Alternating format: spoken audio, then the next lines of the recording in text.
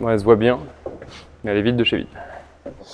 Normalement, à cette période de l'année, tout est plein. Nous, ici, donc, quand on fait la récolte, on stocke le blé dans ces cellules. Et cette année, la récolte est mauvaise. Et en fait, nous, on le voit parce que normalement, ces cellules, elles sont censées être remplies à fond. Là, la plus grosse qui fait 150 tonnes, qui est vide.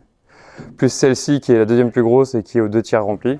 Et j'en ai encore parmi les 5 autres là-bas, quelques-unes qui ne sont pas remplies à fond. À cause de la météo, à cause de l'excès d'eau qu'il y a eu depuis le 15 octobre l'année dernière, et donc sur toute l'année, il faut savoir qu'en Seine-et-Marne, normalement, on a à peu près 770 mm d'eau sur l'année. Là, on est presque au double. Certes, les sols ont été très tassés, la végétation a du mal à se développer, mais en plus, il a développé beaucoup de maladies sur les cultures. Et aujourd'hui, quand on parle de suppression de moyens de production en France, c'est qu'en nous supprimant des produits, en nous supprimant des molécules, et on n'a pas eu moyen de combattre ces maladies que d'autres pays européens, eux, ont pu combattre.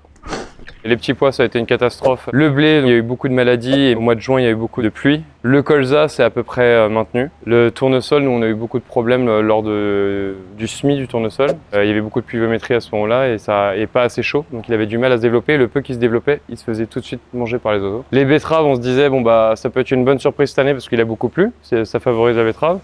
Sauf que là, on a commencé à faire les arrachages. L'excès de pluie ne favorise pas le taux de sucre dans la betterave. Le maïs devrait être beau, mais on ne l'a pas encore récolté, donc j'espère qu'il n'y aura pas de catastrophe. Et donc ça vous fait une perte de combien par rapport à combien de Nous, on est à 40%.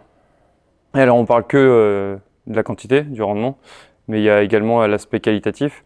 C'est-à-dire que notre grain, il est mesuré sur 2 indices, le poids spécifique et la protéine.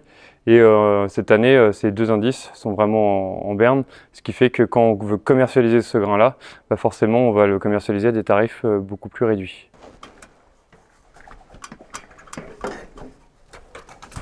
Nous, normalement, notre blé, on le vend soit à des biscuiteries, soit à des meuneries pour faire du pain. Et eux, ils ne veulent pas, en dessous d'un certain seuil, acheter notre blé pour faire la farine pour le pain. Donc aujourd'hui, quand on passe en dessous de ce seuil-là, ça veut dire que c'est destiné à de l'alimentation animale.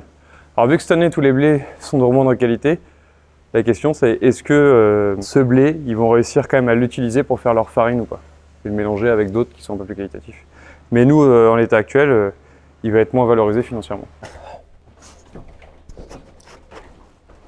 Le moral dans les fermes est très bas. Nous, aujourd'hui, on est assez inquiets. Il y a eu des engagements de l'ancien Premier ministre à l'époque, Gabriel Attal. On a un nouveau Premier ministre, on a une nouvelle ministre de l'Agriculture. Ça veut dire qu'on va devoir encore refaire le même travail, rabâcher les choses, représenter, c'est de la perte de temps pour tout le monde. Et nous, en fait, on a juste autre chose à faire. Vous avez compris, il y a beaucoup de travail dans les fermes. Aller manifester, c'est pas notre vocation. Cette année, la météo a été suffisamment difficile avec nous. Donc s'il vous plaît, mesdames, messieurs les politiques, faites mieux que la météo en 2024 pour l'agriculture.